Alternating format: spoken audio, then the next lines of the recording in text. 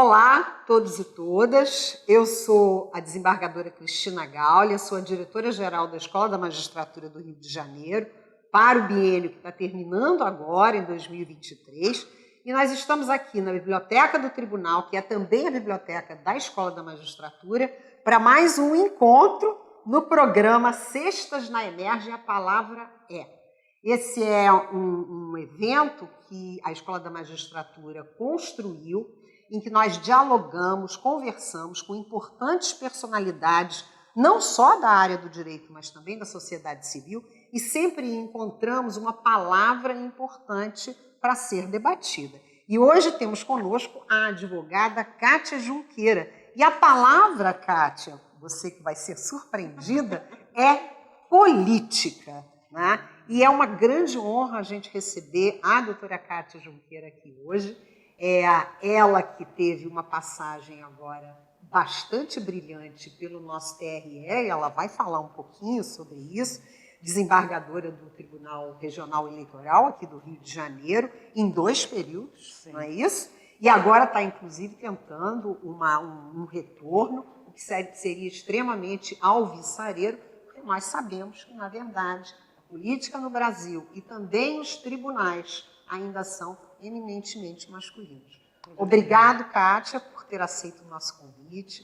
É uma agradável surpresa e honra que você tenha podido se afastar dos seus compromissos, da sua agenda superlotada, e para ter vindo aqui para conversar conosco. E eu dou a palavra a você para você fazer uma introdução e, geralmente, eu abro perguntando: quem é Kátia Junqueira?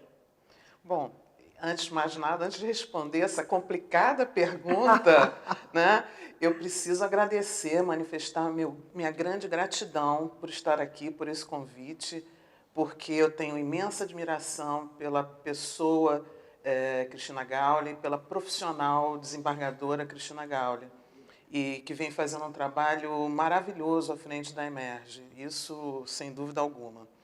E com relação à questão da pergunta, quem é Kátia Junqueira, essa pergunta é muito complicada.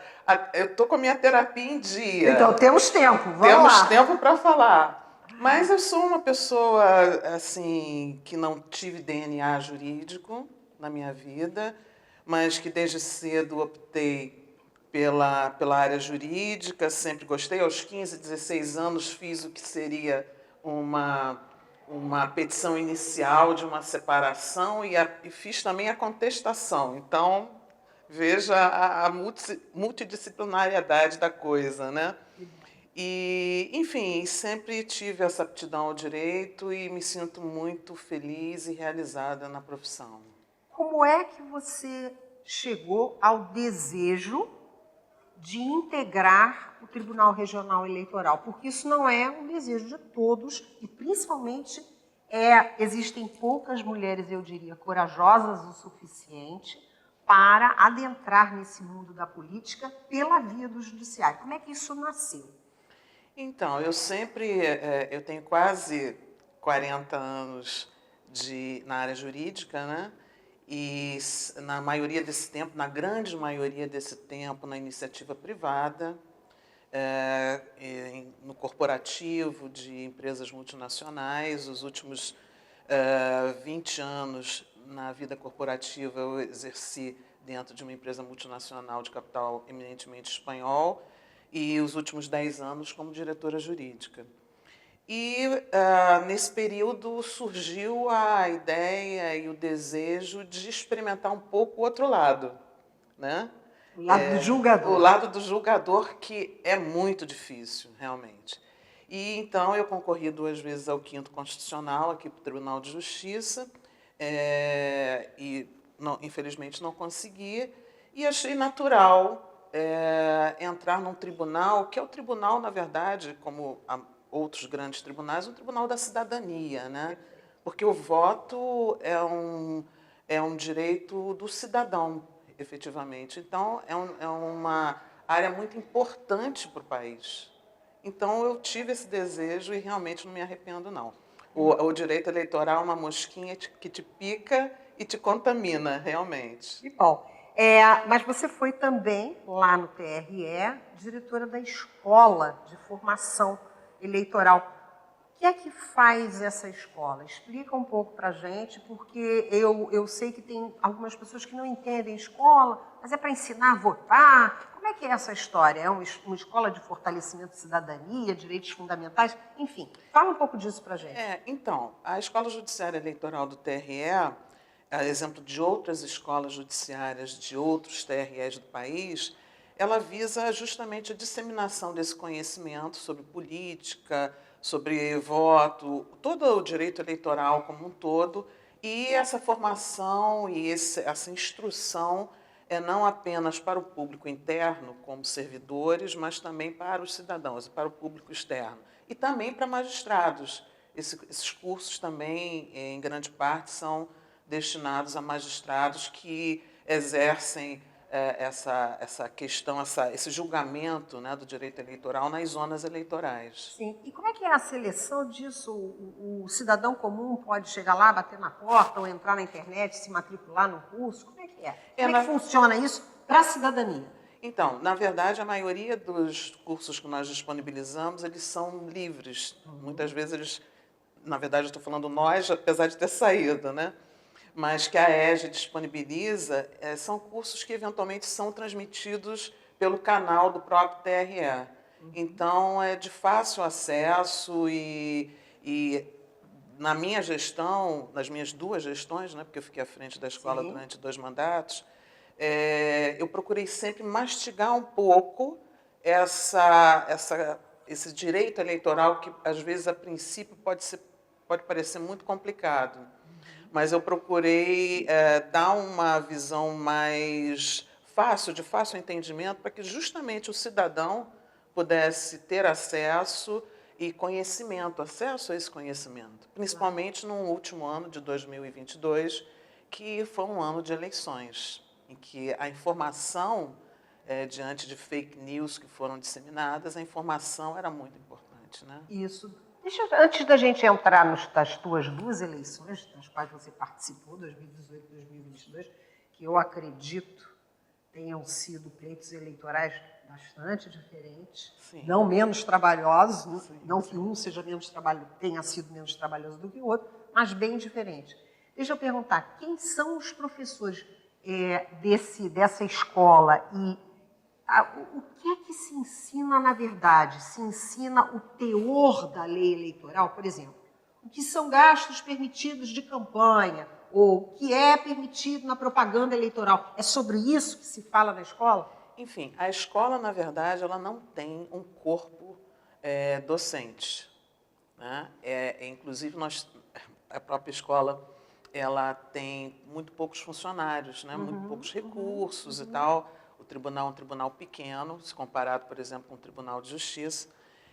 Então, nós fazemos cursos, são feitos cursos de acordo com uma demanda verificada daquele tema. Então, por exemplo, nós chegamos a fazer alguns cursos, por exemplo, relacionados a gastos eleitorais, contabilização, né, porque as prestações de contas são processos bastante importantes dentro da Justiça Eleitoral, já que se lida com recursos públicos. Então, há que haver muita transparência nisso, né? E, por outro lado, também nós fizemos lives, por exemplo, onde eu também entrevistava pessoas falando sobre grupos minorizados, que não são as minorias. Nós, por exemplo, mulheres, não somos a minoria tanto da população quanto dos eleitores no Brasil, mas temos os nossos direitos minorizados. Então, temas da população LGBTQIA+, também eram debatidos, negros, enfim. Fazíamos também visitas a quilombolas, indígenas, enfim, era bem diversificada a temática. Então, a escola realmente visa também fortalecer a cidadania nesse viés alátere de simplesmente ser o cidadão que vota ou sabe que pode eventualmente ser votado. Essa é a intenção da escola? Com certeza, é disseminar o conhecimento, antes de mais nada, né? Disseminar o conhecimento, de alguma forma traduzir a legislação numa linguagem mais acessível ao cidadão. Com certeza, traduzir legislação é uma necessidade no Brasil em todas as hierarquias, em todas as É legislações. verdade, é verdade. E, por exemplo, uma temática que foi muito presente no ano de 2022 foi a questão da segurança das urnas eletrônicas. É verdade.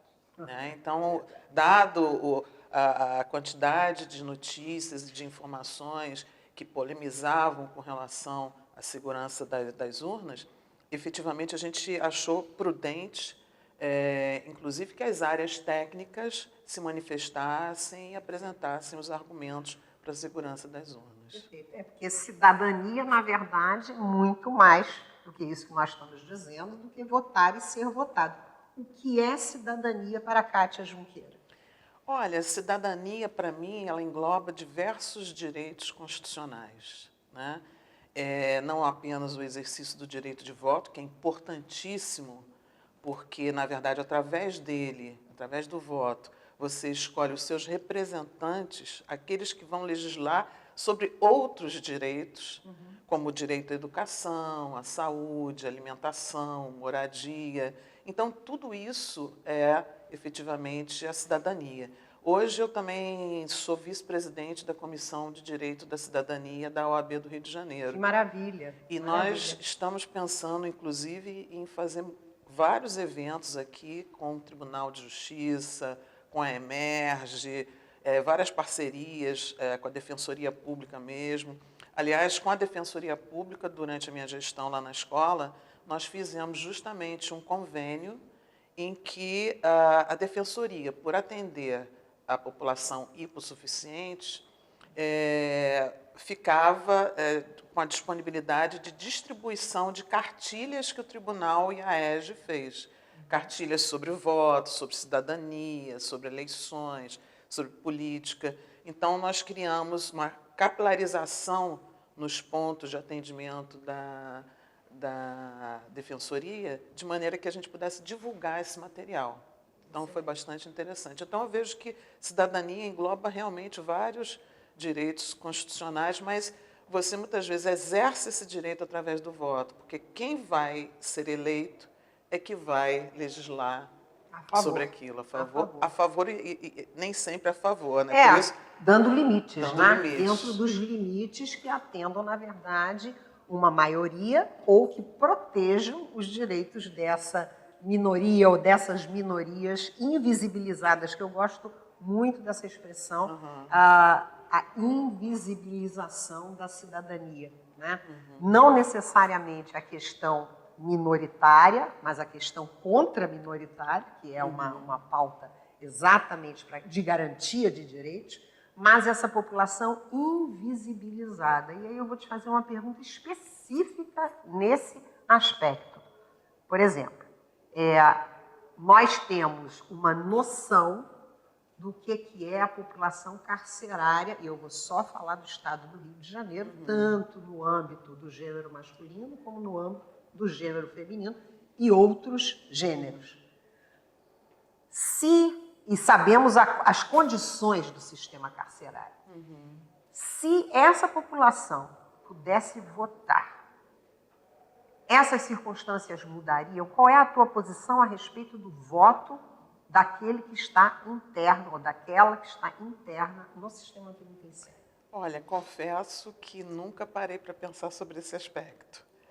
Mas acho que aí nós temos uma questão muito complicada, que é a questão de origem, né? Que, vamos dizer assim, de alguma forma a gente estaria indo na consequência e quando a gente tem um problema sério na causa.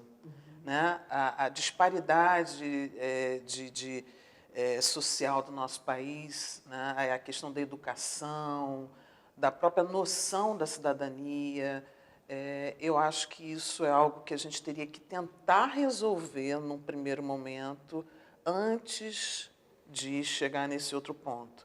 Porque não adianta o cidadão, ou o cidadão com algum tipo de restrição, como o preso, eventualmente, ele exercer o direito de voto dele se ele não tiver uma consciência política. E o risco que isso representa, um dos grandes riscos da política hoje, das eleições, é a participação das milícias. Né?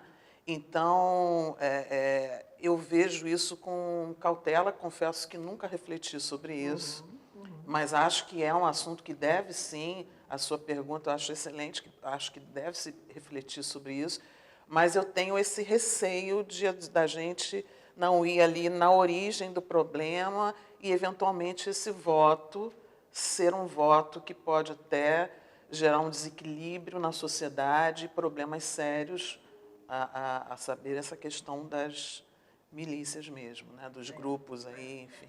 As questões, na verdade, do Brasil, elas não são de simples soluções. Eu penso, Kátia, que não há nada simples na atualidade do Brasil. Cada grupo invisibilizado ou desgarantizado nos seus direitos fundamentais passa por circunstâncias e passa por sensibilidades que a gente desconhece. Então, como você disse muito bem, a gente tem que refletir muito como a gente vai solucionar determinados problemas, né? Verdade. E aí a gente chega na nossa palavra, né? Política, né? Que você acabou de usar. Né? O que é política para Kátia Junqueira?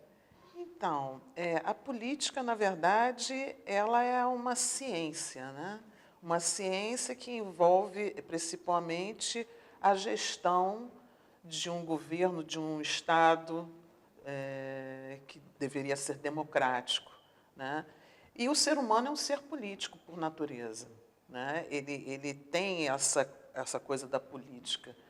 E eu vejo como algo, assim, uma ciência muito importante, justamente porque ela tem a ver com a gestão de um país, a gestão que pode gerar um desequilíbrio muito grande. Nós vemos aí a questão agora dos Yanomami, né?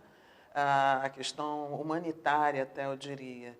Então, eu vejo isso com bastante preocupação, no sentido, e daí a importância das escolas judiciárias eleitorais, no sentido de ensinar sobre isso, de falar um pouco sobre isso, e de fazer com que cada cidadão realmente conheça um pouco da ciência política, né? Porque a palavra, o vocábulo política no Brasil, né, tem uma acepção extremamente negativa, né? Porque é uma corruptela da real política, né, da política saudável. Quando você fala em política, as pessoas dizem, não, são os conchavos, o pede lá, toma aqui, o é dando que se recebe. Quer dizer, a palavra política tem uma acepção extremamente negativa.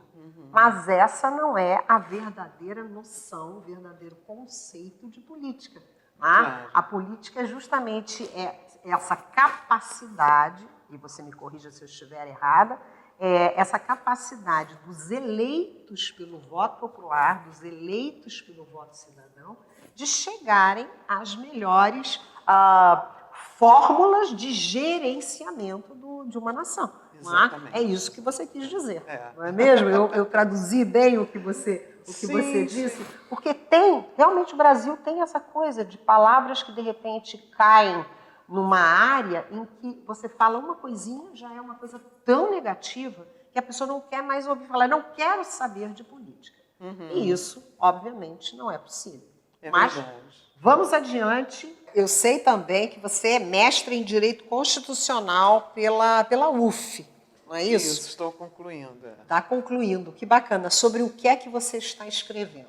Então, a outra mosquinha que me picou foi quanto à matéria da regulação de serviços públicos, né? Opa, assunto interessantíssimo. Que regulação nada mais é do que um apêndice do direito administrativo, né? E que tem tudo a ver com cidadania também, né?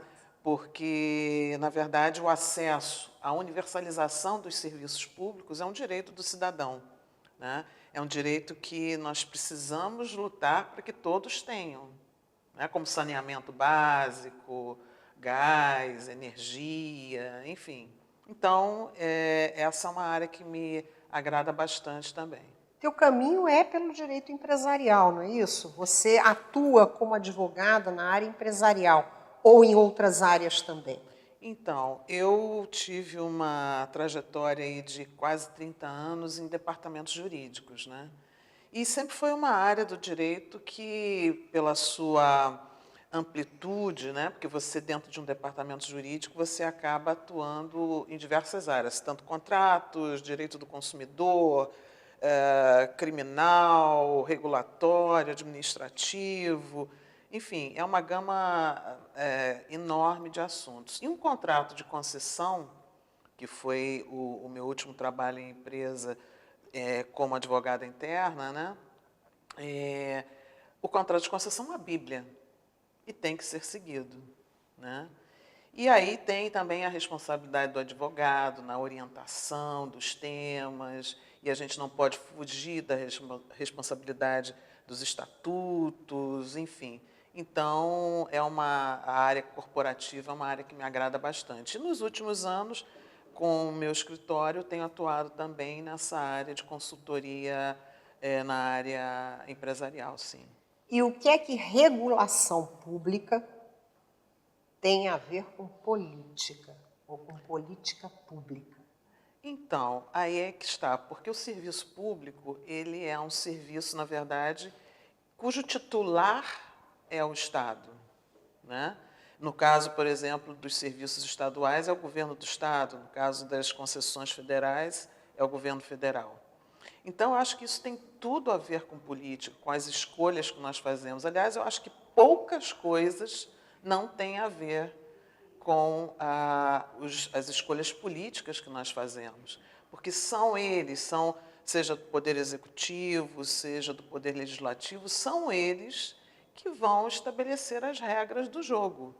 Então, se nós eleitores, fizermos mais escolhas, o que vai acontecer? Nós vamos eleger pessoas que não vão estar capacitadas ou não terão, vamos chamar assim, boas intenções no sentido da melhoria de acesso desses serviços públicos, da extensão, da universalização a toda a população desses serviços públicos e de estabelecer políticas públicas. Eu acho, por exemplo, que uma concessionária que recebe tarifas para investir, por exemplo, em expansão dos seus serviços, da sua atuação, e não o faz, a meu sentir, ela deveria ser muito rigorosamente penalizada, porque ela recebe valores dos usuários de serviço público e, eventualmente, pode estar aí, não se sabe, distribuindo dividendos para os seus acionistas, ao invés de realizar os seus investimentos, que são o verdadeiro objetivo da tarifa, né? Quais são os órgãos que cuidam dessa regulação pública no Brasil? Como é que é isso? Como é que funcionam as agências? Como é que são nomeadas as pessoas? Como é que são feitos esses concursos? Como é que é isso? Então, a nomeação dos, vamos chamar assim, conselhos diretores das agências, das diretorias da agência, porque a nomenclatura varia de acordo com a agência reguladora e com o status, seja o nível federal, seja o nível estadual. Normalmente são nomeações, né, com mandatos, onde há estabilidade, a não ser que haja um fato excepcional, alguma coisa, mas há uma estabilidade desses mandatos, não são removíveis a critério do próprio poder concedente, né, justamente para dar liberdade de atuação na condução dos temas. E, normalmente, há mandatos não coincidentes, de maneira que haja uma pluralidade ali de indicações, que não seja só um determinado governo que nomeie. E eu acho que o critério, há que haver um critério muito técnico, né? Deveria haver, pelo menos. Infelizmente, nem sempre a gente consegue ver isso. Nem sempre a gente consegue ver o privilégio dos critérios técnicos e, sim, muitas vezes, prevalece o critério político mesmo, né? O que não é bom. Não, não é nada bom. E eu tenho aqui uma observação em que você coordenou uma obra exatamente com a temática repensando a regulação no Brasil. O que é repensar a regulação no Brasil? Então, repensando a regulação no Brasil, novas visões e propostas. Exatamente. Esse é o título da obra que eu tive a oportunidade de organizar, coordenar e também ser uma das coautoras. E nós tivemos a parceria e a participação de vários coautores, todos eles envolvidos com essa temática, né? E o repensar a regulação é justamente a gente aprender com os erros, né? Porque a regulação, na verdade, ela foi incentivada, ela começou a ser adotada com mais força a partir dos anos 90, né? Com o neoliberalismo, essa coisa toda que surgiu, que tivemos no Brasil. E eu acho que são opções positivas, né? Mas desde que haja realmente uma fiscalização das agências reguladoras, né? A efetividade dos serviços, porque, na verdade, a efetividade dos serviços ela só virá através de uma fiscalização efetiva também.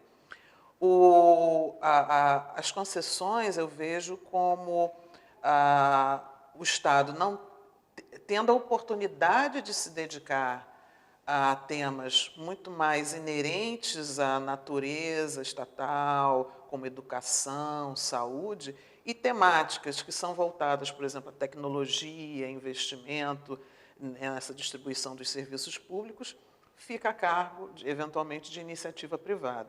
Mas há que haver realmente muita fiscalização. Vamos falar um pouquinho de um caso específico, que me parece talvez um dos mais emblemáticos, que é a questão do saneamento básico. Quem é que cuida dessa política pública, que tem que ser uma política pública, no âmbito de uma regulação muito, muito estreita, e por que é que a gente não consegue caminhar com o saneamento básico para todos? Vamos ficar no estado do Rio de Janeiro. Então, o saneamento básico é algo que não é só água e esgoto, né? Saneamento básico é saúde. Exatamente. Né? Então, assim, quando você tem um serviço de saneamento básico que funciona, você tem uma consequência muito positiva, que é a redução de doenças, redução de mortes e redução de custos da saúde. Então, há todo um equilíbrio, uma sintonia entre essas questões. Aqui no Rio de Janeiro, quem estabelece a política pública é o governo do Estado, né, o Poder Executivo, e quem está fiscalizando é a agência reguladora estadual, que é a Genersa. E eu acho de suma importância, recentemente a gente viu aí a questão de uma privatização de parte da SEDAI. Até onde eu conheço, o serviço parece que essa privatização vem dando vários resultados positivos aí, mas eu vejo assim, que a gente ainda tem um trabalho bastante grande aí pela frente para que realmente a gente possa dizer que... Uma longa caminhada, Uma longa né? caminhada, com certeza. Você trouxe a palavra privatização. Eu quero saber a tua opinião sobre a privatização das empresas de governo, a privatização das instituições públicas. Por exemplo, vamos citar aqui uma coisa que é a bola da vez, né? Sobre o que se falou muito no governo federal passado, que é privatização da Petrobras, por exemplo. Como é que te bate essa história do excesso de privatizações?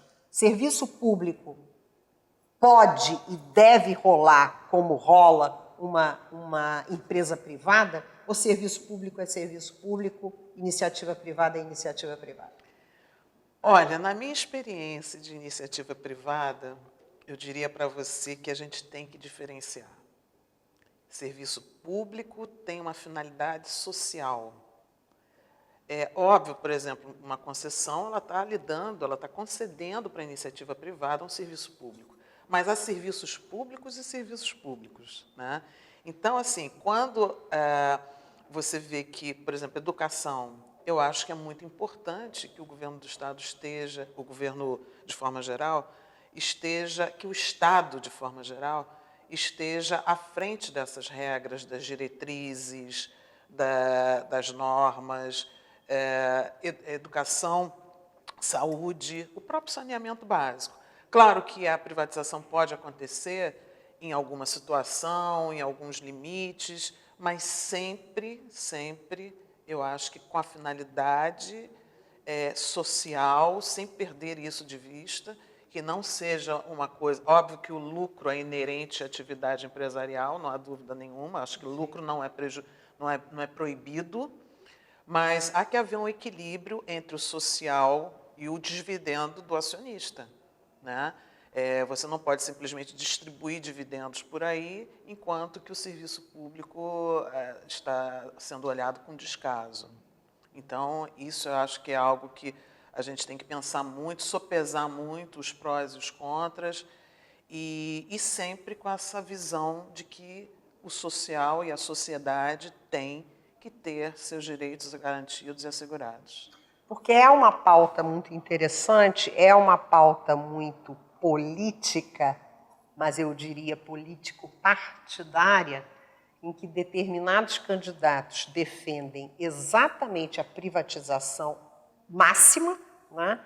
E outros candidatos que integram exatamente uma outra linha político-partidária pensam e dizem exatamente o contrário. Onde é que está esse ponto de equilíbrio? Estaria realmente na questão social? Porque, na verdade, tudo acaba sendo uma questão social. Sim. Não é? Tudo é uma questão de, efetivamente, você distribuir melhor os recursos públicos para que os serviços essenciais, por exemplo, de saúde, por exemplo, de educação, né, cheguem à grande maioria, pelo menos, da população brasileira. Né? Por que é que você diria, segundo a tua opinião, por que é que a gente não consegue este equilíbrio? Porque regulação é um mecanismo de equilíbrio. Por que é que a gente não... Por que é que a regulação e a distribuição equânime desses serviços e dessas instituições, por que a gente não consegue fazer esse equilíbrio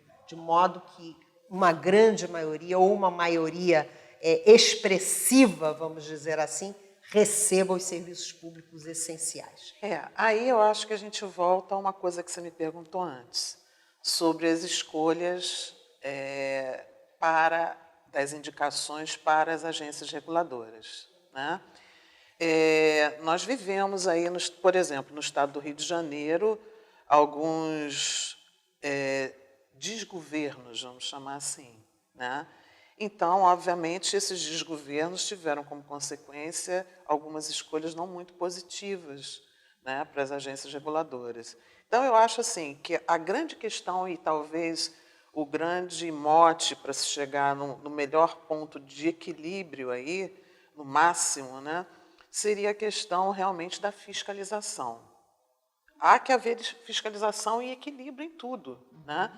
Então, por exemplo, eu diria que o Estado, nosso Estado, o Estado de forma geral, né, ele não tem recursos, né? A gente vive uma crise, muitas vezes uma crise econômica, temos guerras hoje, nós temos aí uma situação que o Estado está sempre no déficit. Então, eu acho que há que haver prioridade de alguns serviços que são essencialmente sociais e relacionados essencialmente à natureza estatal, e outros em que se pode e que se deve privatizar. Por quê? Porque muitas vezes o Estado ele não tem aquela informação de avanços tecnológicos, ele não tem aquela possibilidade de estar investindo naquele momento. Se ele investir ali naquele serviço, ele deixa ao desabrigo outros que são mais prioritários.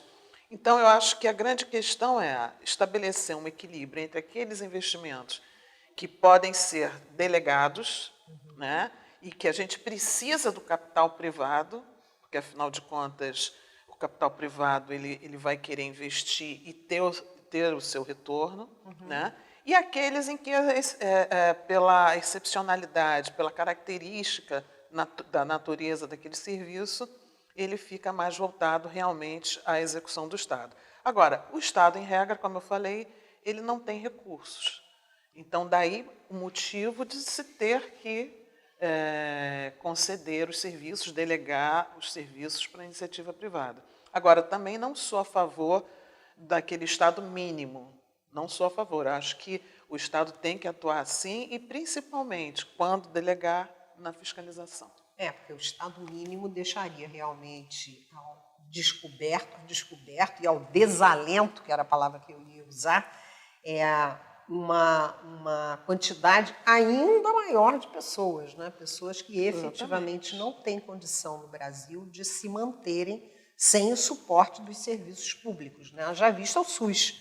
Transportes, por Transporte, exemplo. exatamente. A crise que nós temos aí de transporte, né? É verdade. E o SUS é um sistema de saúde assim, incrível, um sistema único de saúde que a gente não tem igual no resto do mundo. E se não fosse o SUS, e me corrija, Kátia, se eu estiver errada, nós teríamos tido uma mortandade ainda maior na época da pandemia, nesses 2 anos de uma crueldade, uma perversidade muito intensa, né, por falta exatamente das políticas públicas adequadas. Graças a Deus, tínhamos o SUS. Exatamente. Né? E, por outro lado, eu vejo também o seguinte, ademais disso, vamos dizer assim, as concessionárias que recebem, repito, a sua tarifa e não têm a responsabilidade, inclusive social, de executarem os investimentos que têm que ser executados, porque numa revisão tarifária a previsão das tarifas futuras ela é feita com base em investimentos previstos e estabelecidos como diretrizes pelo próprio Estado, pela agência reguladora e tal. Quando eu falo Estado é de forma geral, né?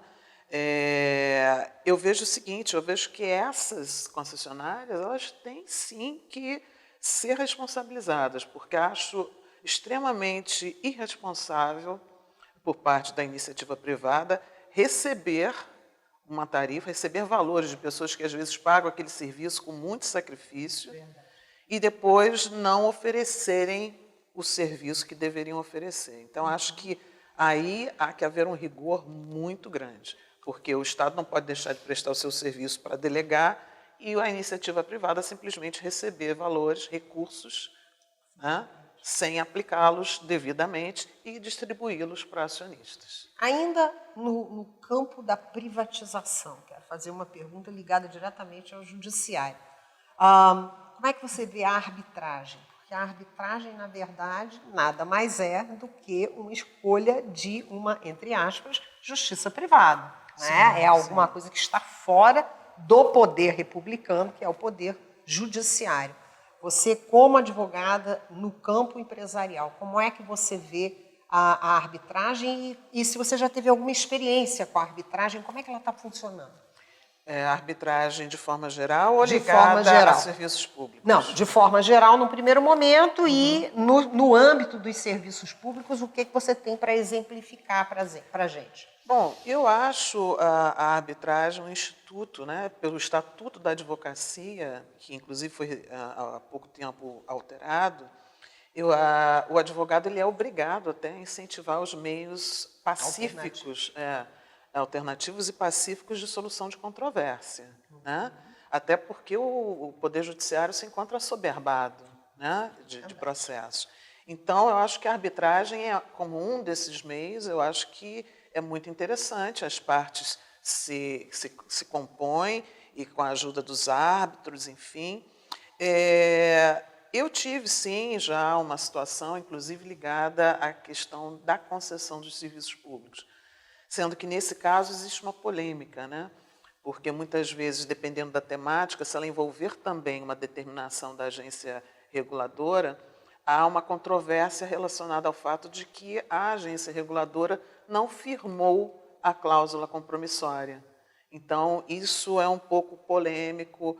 Há alguns autores e pessoas que atuam nessa área que entendem que, então, essa temática não poderia ser objeto de arbitragem, e outros que entendem que sim, pode, enfim, dado o interesse público, dado que as próprias concessionárias, às vezes, têm nos seus contratos essa cláusula.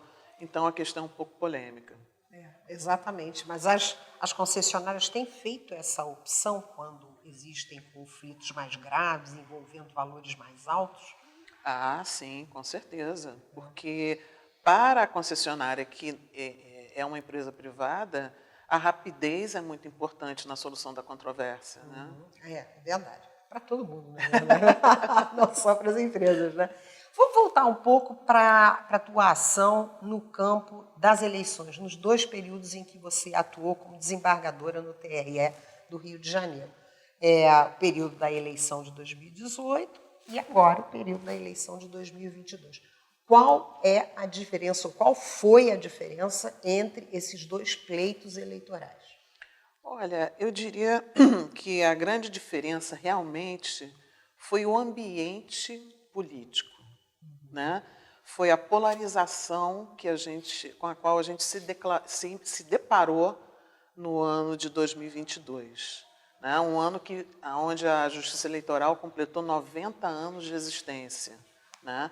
90 anos do voto feminino, inclusive, né? E importantíssimo, emblemático.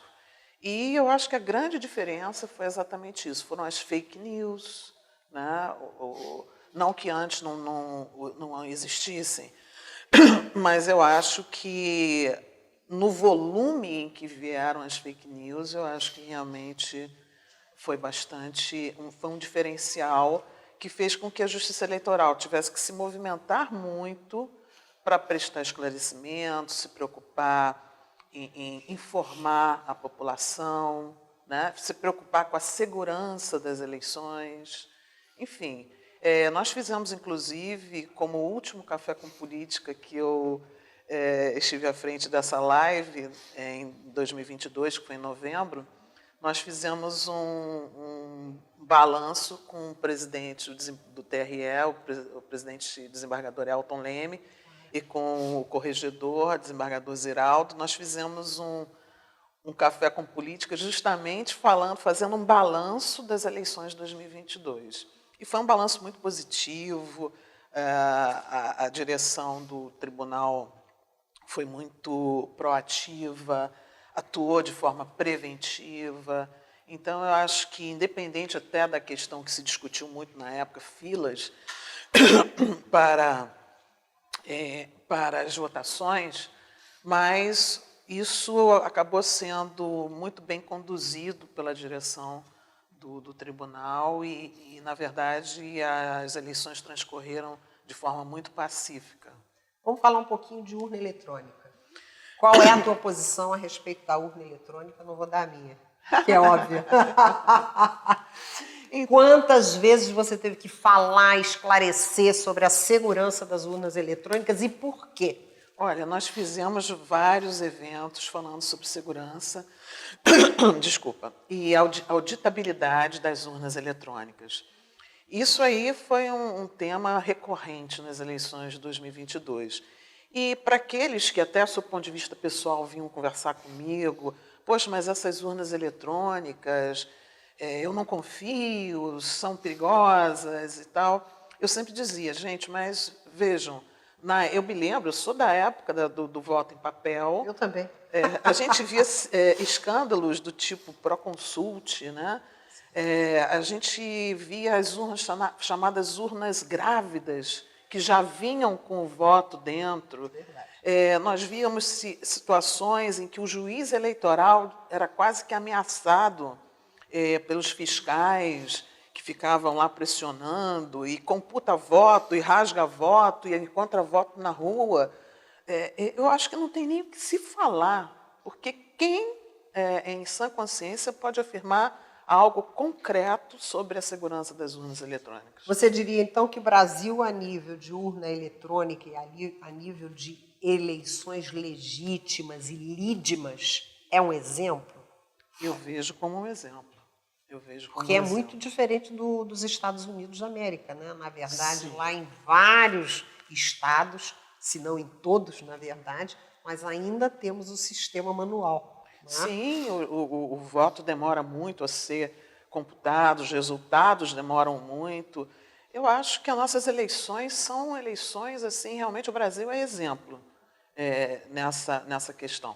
Pois é, eu também acho que isso é exemplo e eu confesso, Kátia, que eu não consegui entender essa dúvida que alguém pudesse ter, a não ser, na verdade, numa tentativa de transtornar o processo eleitoral democrático. Não sei se você concorda comigo, mas quando você joga numa rede social uma dúvida sobre um sistema tão coerente, tão seguro, já tantas vezes utilizado sem questionamento e impugnação, e de repente joga uma nuvem sobre esse sistema, você na verdade está querendo colapsar o sistema político. O que parece para você? Por que essas eleições agora foram tão diferentes? Você viu a ameaça ao regime democrático? Realmente eu vejo que a nossa democracia deu exemplos de maturidade, né? As instituições democráticas brasileiras, eu acho que estão de parabéns, porque ainda que se tenha tentado um abalo nessas instituições e na nossa democracia, eu vejo que ela saiu-se inabalável. Apesar do 8 de janeiro, né? Que vai ficar, na verdade, lembrado como o nosso 11 de setembro. Né? É verdade. Muito pior do que, na verdade, o ingresso no Capitólio. É verdade. Eu acho que aquela destruição, né, dos símbolos da nossa República, né, foram tão viscerais, tão intensos e tão chocantes, na verdade, né? Você olhando aquelas cenas na televisão, no momento em que aquilo estava acontecendo, foi chocante. ou no celular, aquilo foi realmente muito mobilizante. Né? Eu não sei como é que isso bateu em você, então, como membra exatamente do tribunal. Em 8 de janeiro, na ocasião em que aquilo aconteceu, eu já não estava mais no tribunal. Mas, assim, eu acho que quem já pertenceu ao TRE nunca deixa de ter um carinho pela questão da cidadania e pelos conceitos de defesa da democracia que a gente aprende lá. Lá é realmente uma escola, um aprendizado literalmente. Eu vejo, na verdade, voltando até um pouquinho antes, no início da sua pergunta, eu vejo que as dúvidas lançadas sobre a segurança da urna eletrônica me parece assim, aquela pessoa que fala assim, olha, aquela pessoa ali eu não sei não. Bom, você falou tudo, mas você não falou nada. Né? Você deixou N dúvidas sobre aquela pessoa, mas você não falou nada de concreto. Então, eu comparo muito com essa questão. As urnas eletrônicas, olha, não sei não. Então, eu vejo que realmente, eu não sei se houve ignorância, se houve má fé. Eu vejo talvez uma mistura de situações, algumas pessoas até mesmo por ignorância, acredito, por confiarem em algumas questões, enfim, não sei. Agora, com relação ao 8 de janeiro, eu digo o seguinte, a nossa Constituição ela prima pelo pluripartidarismo.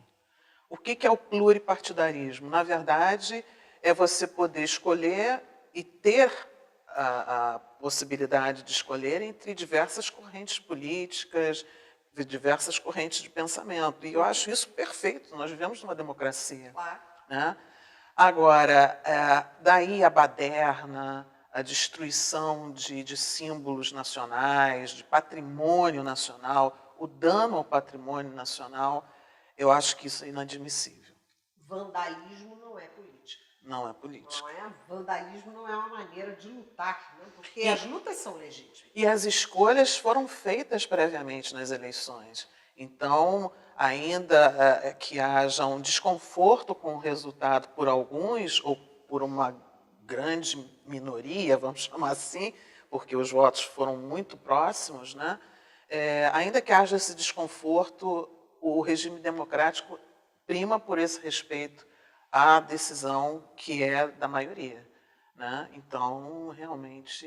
Então, você concorda com o dito de que a democracia é o sistema mais difícil, mas é o único que é possível no âmbito de uma sociedade civilizada? Democracia sempre. Então, os juristas, você entende que os juristas têm um papel importante nesse momento em que o Estado Democrático de Direito corre riscos? Com certeza, com certeza. Os juristas de forma geral. Os juristas de forma geral, quer dizer, não somente os magistrados, não somente os integrantes dos tribunais eleitorais ou outros, mas os juristas de um modo geral, que têm uma pauta, por exemplo, uma pauta como você, constitucional. Então, vamos afinar um pouco a pergunta.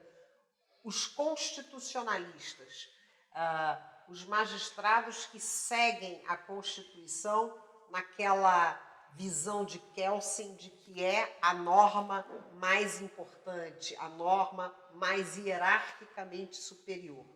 Há uma função, uma obrigação, um dever específico dos juristas de se manifestarem no momento em que determinadas situações como essa do 8 de janeiro ocorrem? Não há dúvida alguma disso, porque o silêncio dos bons é perigoso, né? Quando os bons silenciam, eu acho que há um risco grande. Então, acho sim que a manifestação de opinião e de posições e de correntes é salutar e importante para mostrar um apoio das instituições e do mundo jurídico, realmente, à democracia. As redes sociais são boas ou ruins para a política? Olha, as redes sociais adequadamente utilizadas, eu acho elas que são excelentes. Mas óbvio que perfis fake, perfis que visam disseminar fake news, realmente não se prestam ao propósito positivo que deveriam. Né? Você mencionou o teu Café com Política. Fala um pouquinho sobre isso. Então, esse é um pouco um projeto que foi minha menina dos olhos. Maravilha. Lá na Escola Judiciária Eleitoral do TRE do Rio de Janeiro. E lá a gente conversou com vários segmentos, o pessoal da LGBTQIA+, os negros, os pretos, né? Mulheres, grupos que têm seus interesses minorizados. Né? Falamos sobre política, sobre o princípio do indúbio pró-sufrágio, que esse é um princípio importantíssimo que rege a justiça eleitoral. Enfim, então, exatamente aquela proposta de nós falarmos de uma forma mais coloquial, mais informal, sobre temas importantíssimos para a nossa sociedade. Também falamos sobre urna eletrônica, enfim, sobre ouvidoria, sobre diversos TRE temas. tem uma ouvidoria. Tem uma ouvidoria. Ela é muito acionada? Olha, que eu saiba, sim. Quem inclusive exercia o papel de ouvidora e responsável pela ouvidoria do TRE é a desembargadora, que foi a desembargadora eleitoral, Alessandra Bilac. Ah, sim, a Alessandra é ótima. E o fez com bastante competência. A Alessandra é muito competente mesmo, não só na área eleitoral, mas também na área criminal, que é a área de atuação dela. Me diz uma coisa, o que é que você acha da exposição da magistratura? O magistrado deve estar em locais como esse, tendo diálogos como esse, ele deve se manifestar nas redes sociais ou em outros canais de informação e divulgação, ou ele deve recolher-se mais, ser mais focado somente no processo e nos casos concretos que ele está trabalhando? Como é que você vê essa superexposição hoje em dia de todos, não é? Que também atinge a magistratura? E principalmente no campo do magistrado que está atuando na política. Eu vejo como uma questão de que há que haver uma certa preservação da imagem, né? Até porque a população acredita muito no Poder Judiciário. Né? O Poder Judiciário é tão acionado porque o brasileiro ainda tem esse conceito de que o judiciário resolve, o juiz vai resolver o problema dele. Então, eu vejo a importância muito grande que um magistrado tem, que é a responsabilidade que ele tem de exemplo para a população. Exemplo, é esse o ponto que a gente tem. Poucos são os exemplos, infelizmente, que a nossa República dá. Né? E eu acho que os magistrados têm esse papel de dar o exemplo da sua postura, mas acho também que eles podem contribuir manifestando alguma opinião, tema, ensinando alguma questão jurídica, colocando, se posicionando, e eu acho que eventos como esse são importantíssimos, porque, de alguma forma, eles humanizam a magistratura. Eu acho isso importante, também para que não haja essa diferença da população aqui mais sacrificada, aquela população socialmente menos privilegiada, de enxergar essa magistratura tão lá em cima. Né? Magistratura pé no chão. Magistratura pé no chão, com todo respeito. Com certeza. Nós estamos chegando ao fim do nosso tempo, né? Uma pena, a gente poderia continuar conversando durante muito tempo. Eu queria que você se manifestasse, me dissesse como é que você vê o papel da mulher na política e também nos processos eleitorais, na justiça eleitoral e nos tribunais regionais e até superiores também. Olha, eu agradeço que antes da gente finalizar a nossa conversa, você tenha feito essa pergunta, porque eu estava aqui doida para falar sobre isso. Então, por favor, é a bola da vez. É a questão da subrepresentatividade feminina. Né? Quando se fala muito da subrepresentatividade feminina na política, e eu costumo, quando eu falo sobre isso, eu já tenho a oportunidade de falar, e inclusive nós estamos fazendo um livro também aí. Verdade, eu contribuí para esse livro. Delineando o direito, a visão jurídica sob o olhar das mulheres. Né? O meu artigo vai falar exatamente sobre isso. Quando eu falo sobre a questão da subrepresentatividade feminina na política, eu sempre chamo a atenção que, na verdade, na política, essa subrepresentatividade é um apêndice da subrepresentatividade feminina na sociedade. Apesar de nós termos aí 90 anos do direito de voto, do direito de votar e sermos votadas com o Código Eleitoral de 32, eu vejo que a mulher ainda tem muita coisa a ser conquistada. Hoje, a formatação das famílias é completamente diferente. As mulheres hoje são, na maioria das vezes, o ponto, a cabeça, né, o ponto principal do sustento e da educação dos filhos. E nós temos jornadas duplas, triplas, quádruplas. Né? Então, a mulher evoluiu muito, assumiu muitos papéis. E na política, a gente tem as ações afirmativas. Em princípio, eu acho que não deveríamos, não teríamos que ter ações afirmativas. Eu sonho com uma sociedade em que não haja necessidade de termos ações afirmativas. Mas, especificamente na política, nós temos que ter. Por quê?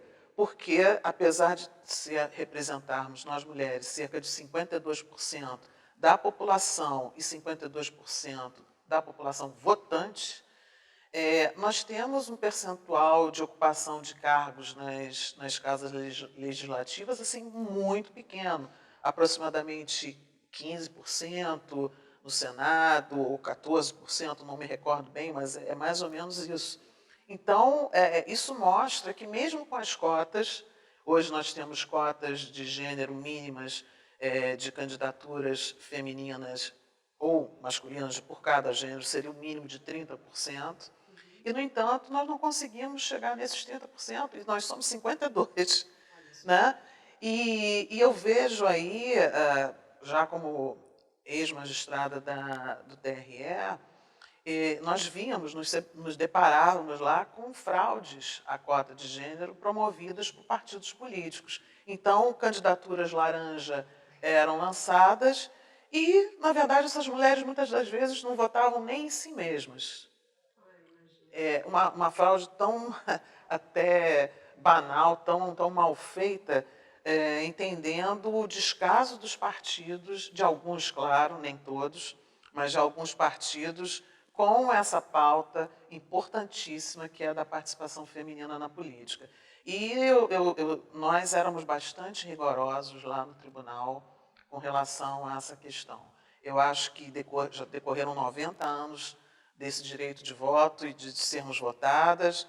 Nós não podemos esperar mais 90 anos para que essa participação feminina seja efetiva, realmente. É uma luta também de todas as mulheres para mudar esse cenário, né? Mais mulheres na política. E nós que conseguimos sucesso na nossa profissão, nós temos uma responsabilidade muito grande, tal como outras que nos antecederam abriram espaço para que nós pudéssemos pautar as nossas condutas, os nossos caminhos. Eu acho que nós temos com as futuras gerações também grande responsabilidade, com as futuras gerações de mulheres.